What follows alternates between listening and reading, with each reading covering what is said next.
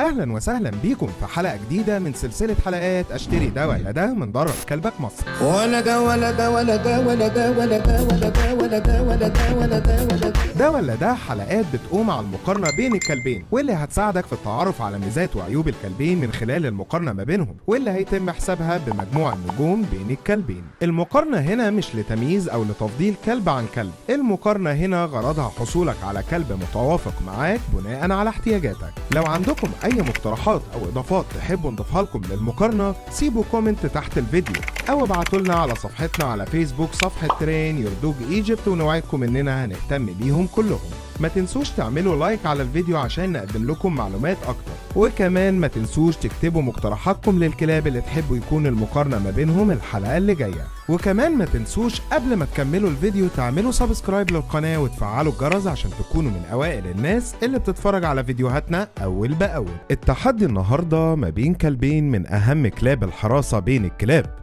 التحدي النهارده ما بين كلب التبتيوم ماستيف وكلب الروتوايلر.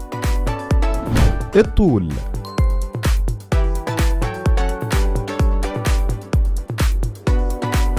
الوزن،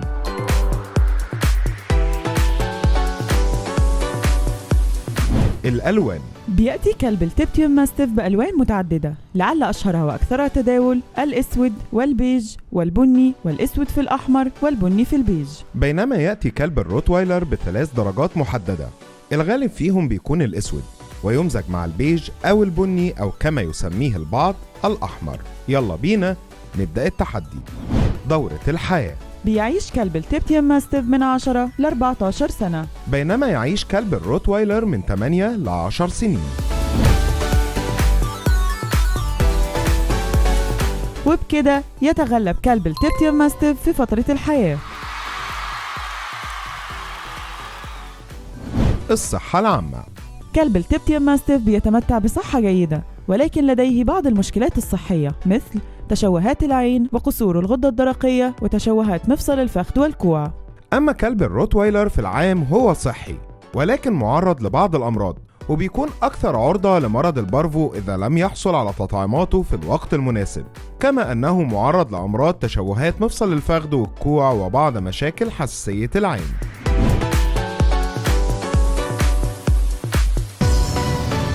وبكده نقدر نقول تبتيوم ماستيف يكسب. الذكاء. كلب التبتيوم ماستيف من الكلاب الذكية جدا، ودي مش مبالغة، ولكن لم يذكر ضمن التصنيفات العشرة في الذكاء. أما كلب الروتوايلر في آخر تصنيف تم وضعه في المستوى التاسع كأكثر الكلاب الذكية في العالم، وده بسبب حفظه للأمر بعد 5 مرات من تكراره.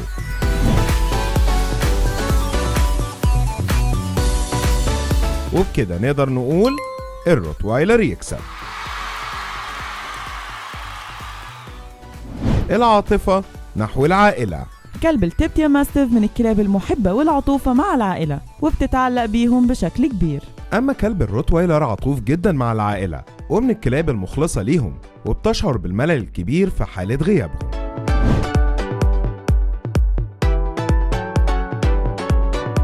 وبكده نقدر نقول الاتنين متساويين. المعاملة مع الأطفال. كلب التبتيوم ماستيف من الكلاب المحبة للأطفال بشكل كبير، ومن الكلاب الودودة جدا معاهم، ولكن بسبب كبر حجمهم بيكون هناك بعض التخوفات منها، ولذلك يجب ألا يتركوا مع الأطفال في عزلة. أما كلب الروتوايلر وافي جدا مع الأطفال، خصوصا لو اتربى ونشأ معاهم من صغره، ورغم ذلك يجب أن يكون تحت الإشراف والانتباه بسبب كبر حجمه وقوته البدنية.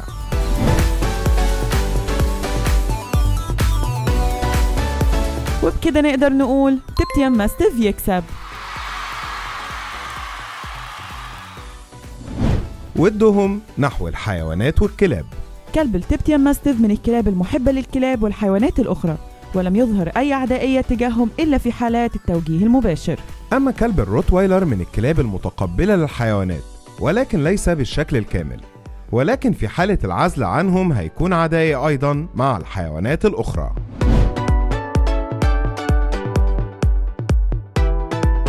وبكده نقدر نقول تبتيوم ماستيف يكسب. القدرة على الحراسة.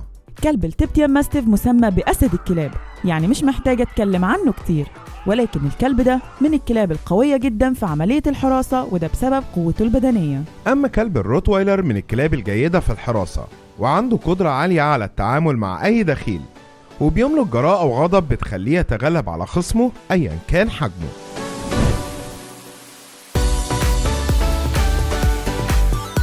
وبكده نقدر نقول التبتيان ماستيف يكسب. مستوى الطاقة. الكلبين من الكلاب النشيطة والمميزة، ويمكن توظيف طاقتهم في عدة مهام مختلفة، ومن ضمنهم وضع برنامج تدريبي يومي يساعدهم على التخلص من الطاقة دي.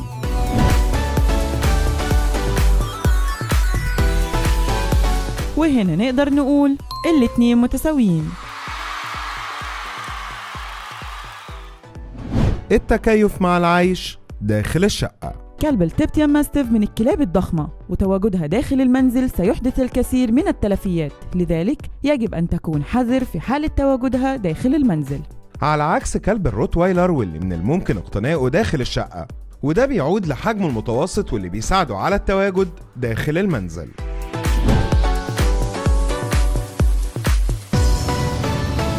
وهنا نقدر نقول الروتويلر يكسب. للملاك المبتدئين، لو انت واحد من محبين السلالتين دول فما انصحكش تكون اول تجربة ليك، واللي من الممكن انها تغير مشاعرك تجاه الكلاب لعدم الفهم الكامل لطبيعة الكلاب دي.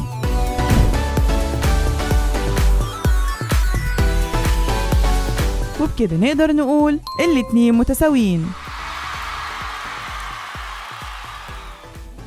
سهولة التدريب. كلب التبتيان ماستيف رغم ذكائه الشديد إلا إن حظه قليل حبتين في عملية التدريب، وده بيرجع لأنه كلب بيتبع غرائزه، ولكن في حالة تواجد قائد يثق فيه فبيكون أسهل بكتير في عملية التدريب وإطاعة الأوامر. أما كلب الروتويلر فيجب تدريبه من الصغر لتفادي المشاكل النفسية والسلوكية عنده، لأنه كلب عنيد وغير مستحب تدريبه في عمر متأخر.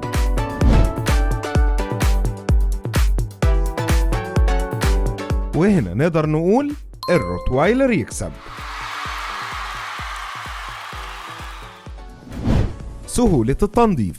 كلب التبتيان ماستيف من الكلاب اللي هتاخد منك مجهود كبير في تنظيفها، لأنها من الكلاب صاحبة الشعر الكثيف والغزير، واللي بتخلي عملية تنظيفها أمر مهلك.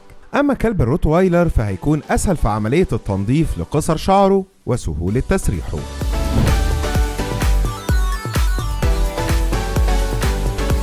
وهنا نقدر نقول الروتويلر يكسب.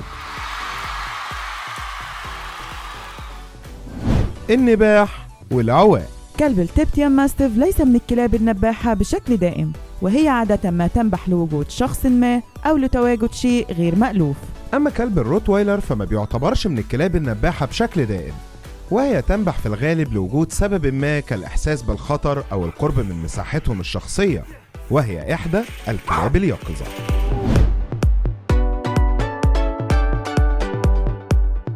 وهنا نقدر نقول التبتيان ماستيف يكسب. تحمل الوحدة.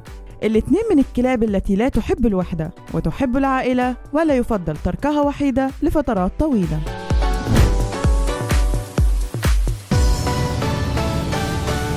وبكده نقدر نقول الاتنين متساويين.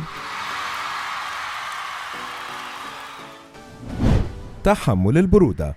كلب التبتيان ماستيف من الكلاب اللي ما عندهاش أي مشاكل مع البرودة، واللي بيساعدهم معطفهم للتخلص من الإحساس بالبرودة لفترات طويلة، على عكس كلب الروتويلر صاحب المعطف القصير، واللي مش هيساعده على تحمل البرودة لفترات طويلة.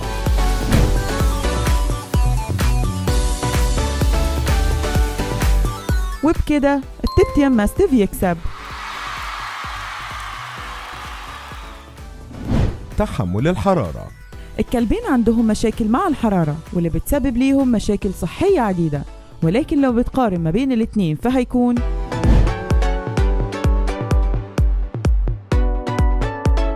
وهنا نقدر نقول الروتويلر يكسب.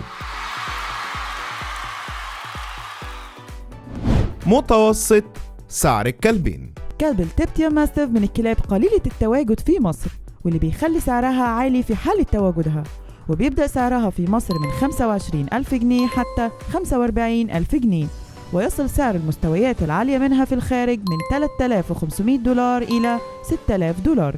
أما كلب الروتوايلر فبيبدأ سعره في مصر من 2,500 جنيه ويصل حتى 9,000 جنيه، ويصل سعر المستويات العالية منه من 10,000 جنيه وحتى 35,000 جنيه. وقبل ما ننهي الحلقة حابين نشكر الجمهور المتابع لينا بشكل دائم، وبيجي على رأسهم مصطفى عبد الوهاب وفؤاد آيك وكينجدم اوف هورور ومحمد أشرف وأحمد كناني. وحابين نبلغكم إن هيكون معانا الفترة اللي جاية مجموعة من أهم الكلاب الإيرانية واللي اتعرفنا عليهم مؤخرا ولقينا إن كلاب كتير تم تهجينها منهم. النتيجة النهائية: تبتيا ماستيف يكسب. انتظرونا في التحدي الجديد قريب جدا. ما تنسوش تعملوا اشتراك للقناة عشان يوصل لكم كل جديد. سلام.